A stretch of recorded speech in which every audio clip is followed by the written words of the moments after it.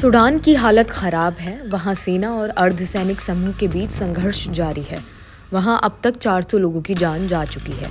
इस वजह से सूडान में भारत समेत कई देशों के लोग फंसे हुए हैं।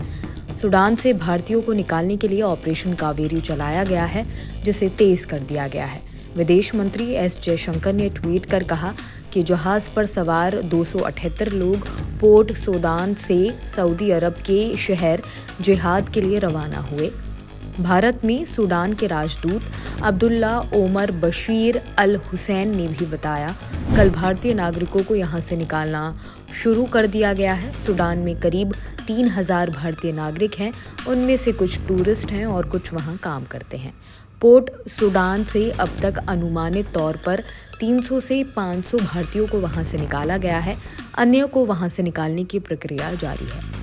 ऑपरेशन के तहत अब तक 135 अन्य फंसे हुए भारतीयों का तीसरा जत्था सऊदी अरब के जिहाद पहुंच गया है। ये लोग IAF C-130J विमान में सवार हैं। इन्हें सुरक्षित संकटग्रस्त सूडान से निकाला जा चुका है।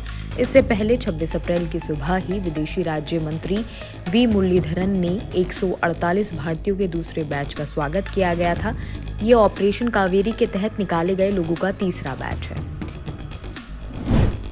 सूडान में लगभग 3000 भारतीय।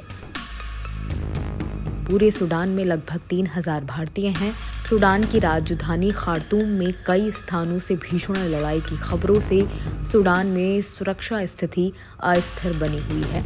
यहां सेना और एक अर्धसैनिक समूह के बीच पिछले 10 दिनों से जारी भीषण लड़ाई में 400 से ज्यादा लोगों की जान जा चुकी है। पीएम मोदी के निर्देश के बाद एक्शन में विदेशी मंत्रालय। प्रधानमंत्री नरेंद्र मोदी ने शुक्रवार यानी कि 21 अप्रैल को एक उच्च स्तरीय बैठक में सूडान से भारतीयों को सुरक्षित रूप से निकालने की योजना की तैयारियों को लेकर निर्देश दिए थे। विदेश मंत्री एस जयशंकर ने सूडान की स्थिति पर हाल ही में सऊदी अरब और संयुक्त अरब अमीरात यानी कि UAE के विदेश मंत्रियों के साथ चर्चा भी की थी। आखिर सूडान में क्यों शुरू हुआ संघर्ष? सूडान में नागरिक सरकार को सत्ता हस्तांतरित करने की मांग को लेकर 2021 से ही संघर्ष चल रहा है। मुख्य विवाद सेना और अर्धसैनिक बल यानी कि RSF के विलय को लेकर है।